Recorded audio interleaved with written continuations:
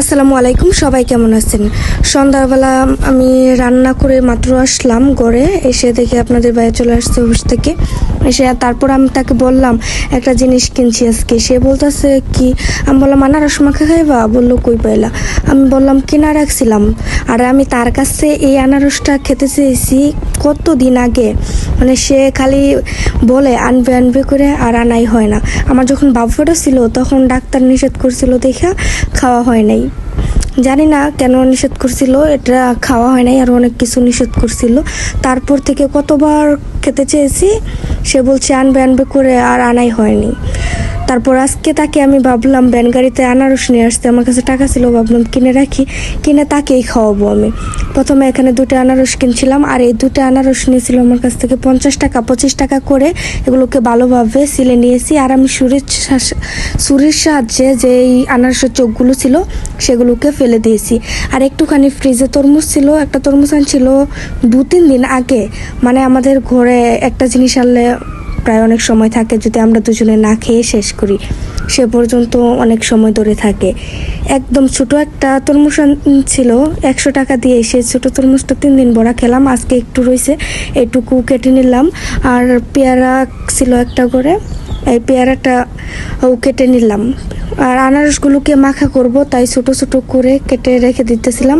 আর সবাই যদি এক জিনিস না খায় তাহলে তারপর বলতেছিল যে আমার শ্বশুর খায় না, মানে বলতেছিল যে আব্বা তো মরিচ দিয়ে মাখালে খাবে না, এক্সট্রা রেখে দাও। তারপর তার জন্য আমি ওইখানে এক্সট্রাভাবে রেখে দিলাম, সে যেহেতু খাবে না।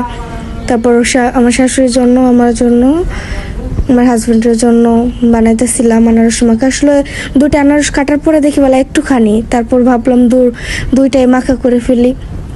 এখানে শুকনা মরিচ নিয়েছিলাম একটাই হয়ে যাবে। শুকনা মরিচগুলো প্রচুর পরিমাণে জাল, আর গরমে একটু জালটা কম খাওয়াই ভালো। তারপর এখানে লবণ দিয়ে ভালোভাবে মরিচটাকে গলিয়ে এখানে মাখিয়ে নিব। আর কিছুই দেব না, এখানে কাসুন্দি ছিল না ঘরে, তাই এখানে কাসুন্দি দেব না।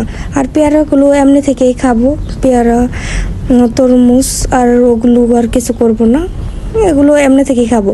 এই তো আনারস মাখাটা হয়ে গেল। এখন তাকে দিয়ে টেস্ট করিয়ে দেখবো সে কি বলে। সে ভালোই বলছে। আনারসটা প্রচুর পরিমাণে মিষ্টি ছিল, একদম পাহাড়ি ছোট ছোট যে আনারসগুলো ছিল সেগুলো ছিল। আর দেখেন দেখতে কত মাশাআল্লাহ সুন্দর লাগতেছিল। তাকে আমি দিয়ে বললাম দেখো এখন খেয়ে কেমন লাগে। সে বললো একদম ঠিকঠাক মিষ্টি আছে, আর সে এত একটা টক খেতে পারে না। তারপর সে বলতেছে এটা নাকি তার দাঁত টক হয়ে গেছে। ঘরে একটা আম ছিল, এই আমটা আমাদের বাসার সামনে একটা গাছ ছিল, সেই গাছ থেকে আমাদের বাড়িগুলো বাড়ানোতে এসে সেখান থেকে আম পেড়ে নিয়ে গেছে। এটা তার গাছ না, আর কি অন্য বাসার মালিকের গাছ। তারপর আমি সেখান থেকে একটা আম রেখে দিয়েছিলাম, একদম টাটকা আমটা ভিতরে বড়াটা এখনো বাতি হয় নাই। তারপর তাকে বললাম এখানে তো মরিচের পানি আছে আনারসের, সেখানে মিক্স করে ফেলাই, খাওয়া নাকি। আর আমরা বেশি পরিমাণে টক না, আমার দেখে এখনও খেতে ইচ্ছে করতেছে।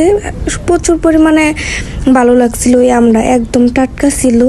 আর এখানে টকের পানির সাথে ভালোভাবে মিক্স করে নিয়েছি, এখানে আর মরিচ দিইনি, হালকা পরিমাণে লবণ দিয়ে ভালোভাবে এটাকে মিক্স করে নিয়েছি। আসলে টাটকা জিনিসের স্বাদই আলাদা, যে কোনো জিনিসই।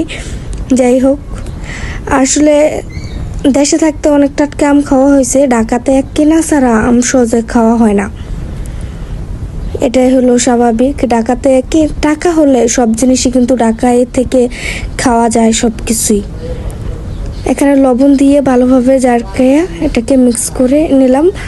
তারপর তাকে দিলাম, খাইয়ে দেখো। সে এত একটা আম পছন্দ করে না টক খাওয়া, তারপর সে খেয়ে দেখলো ভালোই হয়েছে। আজকে ব্লগটি ছিল এই পর্যন্ত।